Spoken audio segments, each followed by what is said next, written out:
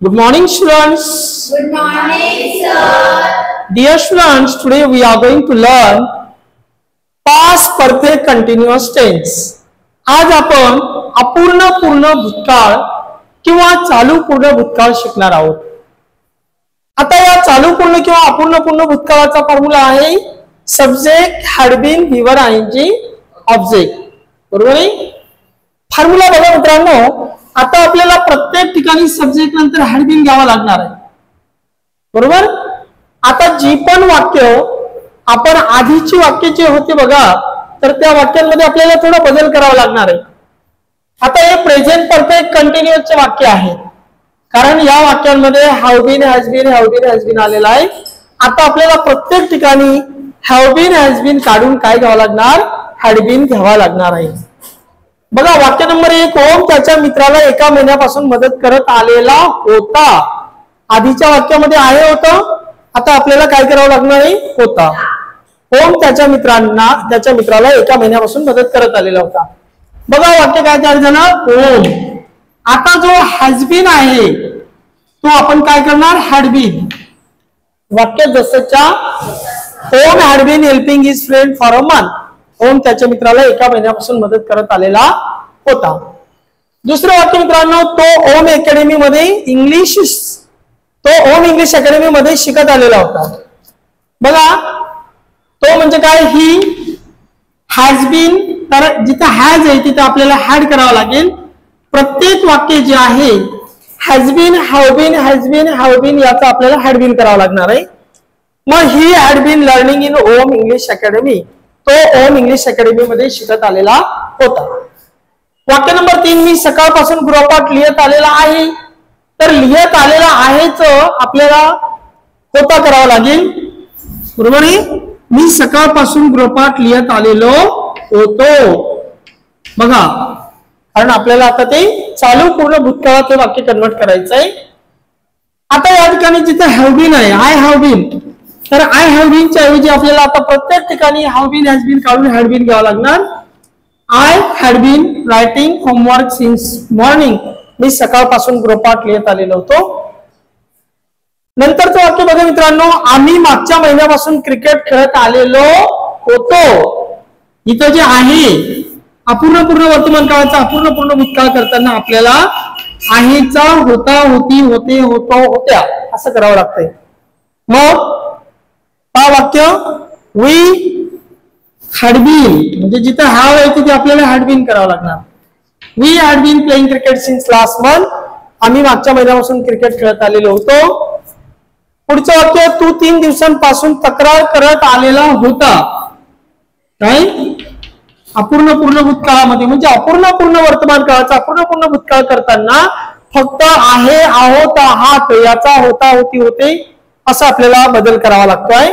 तो 3 दिवसापासून तक्रार करत आलेला होता. You have been complaining for 3 days. You had been, sorry, आपल्याला या ठिकाणी बदल करावा लागणार आहे. You had been complaining for 3 days. इथं पण आपल्याला बघा, you had been making noise for 15 minutes. तो 15 मिनिटांपासून गोंधळ करत आलेला होता. बघा पास्ट परफेक्ट मध्ये मराठीत पण बदल होईल. आहेचा, होता, होते, होते आणि हॅव बीन हॅज बीन चा हॅड बीन करावं लागणार. 5वं वाक्य, they had been, have been चा हॅड बीन केला. They had been flying kite for a weak.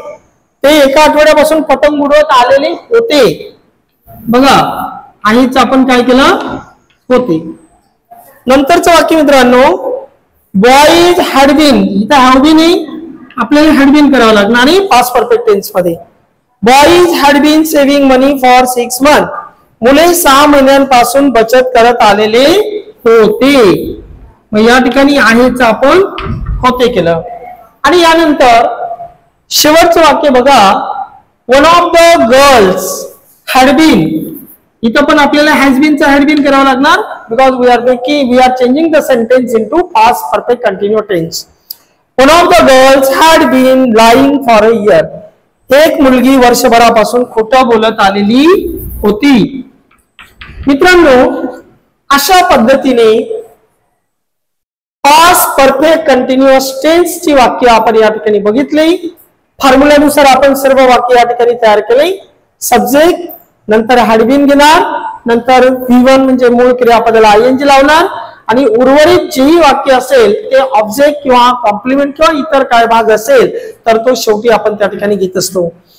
विद्यार्थी मित्रांनो, आता आपण पास्ट परफेक्ट कंटिन्युअस टेन्स म्हणजे अपूर्ण पूर्ण भूतकाळाच्या एका वाक्याचे 6 वाक्य कसे तयार होतात ते आपण बघत आहोत. बघा, हे एक वाक्य आपण या ठिकाणी घेतलेलं आहे. आजी गोष्ट सांगत आलेली होती. हेच वाक्य आपण आधी पण घेतलेलं आहे प्रेझेंट परफेक्ट कंटिन्युअस मध्ये. तेच वाक्य मुद्दामून आपण पास्ट परफेक्ट कंटिन्युअस मध्ये घेत आहोत जेणेकरून तुम्हाला दोघं वाक्यांमधला फरक समजला पाहिजे. आजी गोष्ट सांगत आलेली होती, आजी गोष्ट सांगत आलेली नव्हती. बरोबर, हेच दोन वाक्य तुम्हाला जसेचे तसे खाली घ्यायचे. होती, होती का. आजी गोष्ट सांगत आलेली नव्हती तर नव्हती का. बघा, आजी गोष्ट सांगत आलेली नव्हती का म्हणजे दोघं वाक्य जसेचे तसे खाली घ्यायचे आणि प्रत्येक वाक्याला अनुक्रमे त्या ठिकाणी का लावायचा आहे. नंतर आजी गोष्ट केव्हा सांगत आलेली होती आणि आजी गोष्ट का सांगत आलेली नव्हती. प्रत्येक वेळेला एक गोष्ट लक्षात ठेवायची मित्रांनो, होकार नकार, होकार नकार, होकार नकार. आता आपण प्रत्यक्ष इंग्रजीमध्ये ही वाक्य कशी ट्रान्सफर होतात ते बघूया.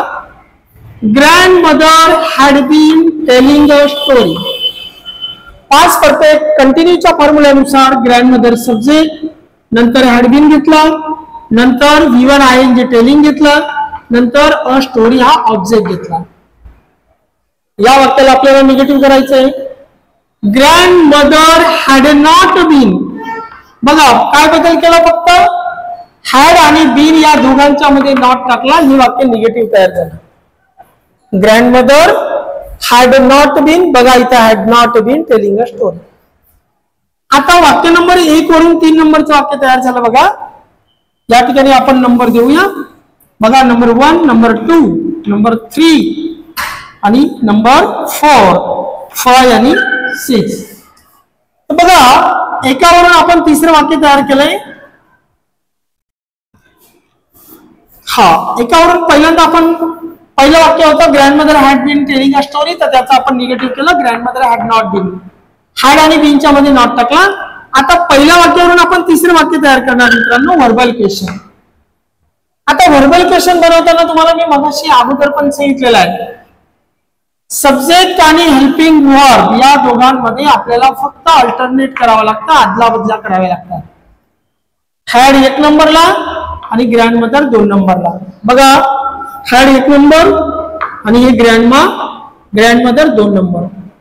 Had grandmother been telling a story. बघा, had grandmother been telling a story.